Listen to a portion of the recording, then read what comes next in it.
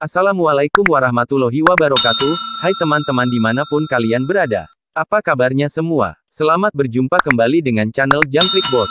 Dan pada kesempatan kali ini, kita akan membawakan cerita lagi, semoga terhibur. Selamat mendengarkan. Lupa pada klik tombol subscribe, karena subscribe itu gratis. Dengan subscribe kamu support channel ini terus untuk upload hampir setiap hari. Ingat, subscribe itu gratis, gak ada ruginya kamu klik tombol subscribe guys. Selamat menonton. Cerita rakyat Indonesia yang akan kami kisahkan hari ini mengandung nilai sejarah yang sangat tinggi yang berjudul Mahapati Gajah Mada. Tentu adik-adik sudah tahu bahwa pada zaman dahulu pernah ada kerajaan di Indonesia yang sangat besar yang bahkan kekuasaannya lebih luas dibanding negara Indonesia saat ini.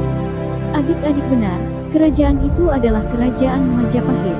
Tentunya adik-adik jadi ingin tahu siapa pemimpin Majapahit yang berhasil menguasai Nusantara.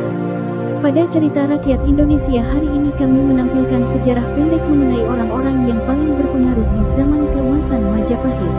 Kerajaan Majapahit didirikan dan dipimpin oleh Raden Wijaya sampai tahun 1308. Setelah Raden Wijaya wafat, ia digantikan oleh putranya yang bernama Prabu Jayanegara. Pada masa pemerintahan Prabu Jayanegara banyak terjadi pemberontakan.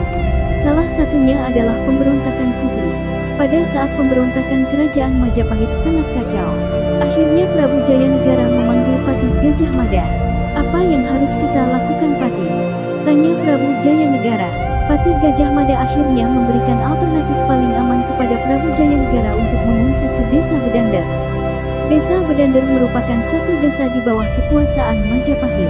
Letaknya sangat jauh dari pusat kota Majapahit. Di daerah itu pula Patih Gajah Mada mengatur siasat perang untuk mengatasi pemberontakan Putih. Siasat yang dipakai Patih Gajah Mada berhasil dan Majapahit dapat direbut kembali. Setelah berhasil mengatasi pemberontakan Putih, Patih Gajah Mada diangkat sebagai Patih Kahuripan.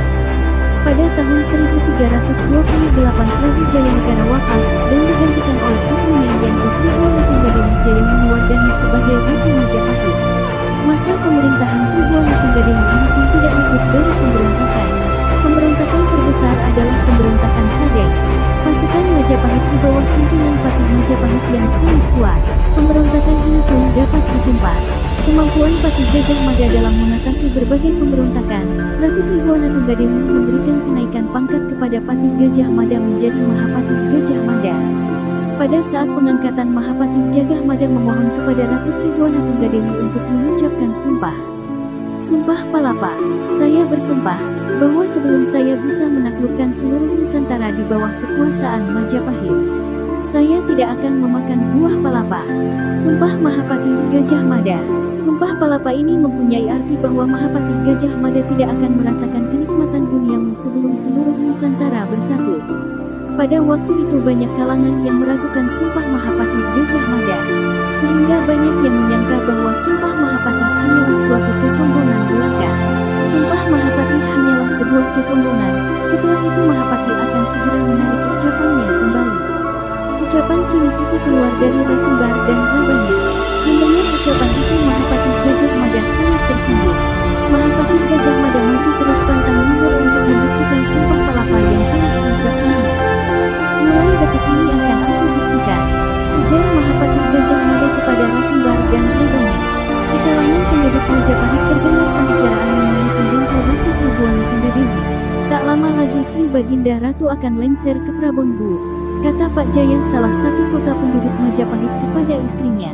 Pada tahun 1350 Sri Baginda Ratu Tribhuwana Tunggadewi lengser dan digantikan oleh putranya yang bernama Hayam Wuruk. Saat penobatan Hayam Wuruk tiba, Ratu Tribhuwana Tunggadewi duduk di singgasana kerajaan. Dengan langkah tegap Hayam Wuruk berjalan menghampiri ibundanya dan bersujud di hadapannya. Terimalah tongkat ini untuk memimpin kerajaan Majapahit, ujar Ratu Tribhuwana Tunggadewi sambil menyerahkan tongkat kerajaan kepada Hayam Wuruk. Hayam Wuruk segera menerima tongkat itu dengan hati-hati. Setelah menerima tongkat kerajaan itu Hayam Wuruk mengucapkan sumpah untuk memimpin kerajaan Majapahit. Sejak saat itu resmilah Hayam Wuruk menjadi Raja Majapahit. Pada saat kepemimpinan Raja Hayam Wuruk dan Mahapati Gajah Mada, kehidupan masyarakatnya yang makmur. Kerajaan Majapahit juga mampu mempersatukan seluruh Nusantara. Aku bangga, kita dapat mempersatukan Nusantara, ujar Raja Hayam Wuruk dengan hati berbunga-bunga.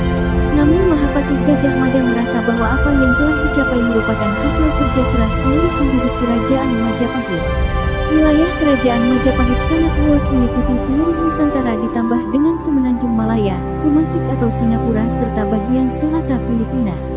Apabila dibandingkan dengan wilayah Republik Indonesia sekarang wilayah Kerajaan Majapahit jauh lebih luas.